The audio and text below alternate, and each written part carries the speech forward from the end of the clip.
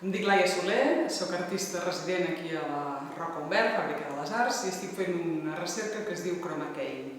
La recerca que estic fent gira al voltant de la capacitat que tenen les imatges de desprendre's de la realitat i de construir ficcions. I en concret em centro en la tecnologia del croma, on hi ha una superfície verda que normalment és substituïda per imatges d'altres llocs. El que m'interessa és utilitzar, subvertir la tecnologia del croma, no per substituir allò verd per imatges d'altres llocs, sinó que el que faig és intervir murs o elements arquitectònics o fins i tot cossos amb el color verd. I el substitueixo a posteriori per la imatge que veuríem si no hi hagués el cos, de manera que esdevenen com transparents.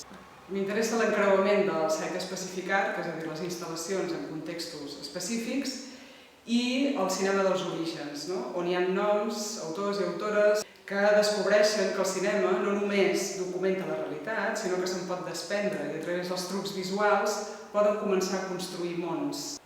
Un dels aspectes del projecte que m'interessen també és qüestionar una ecologia visual.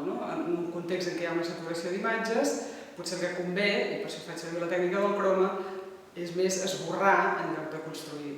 I també, per altra banda, també m'interessa una ecologia urbana, que també va en aquesta línia. En lloc de construir tant, potser que comencem a demolir algunes coses.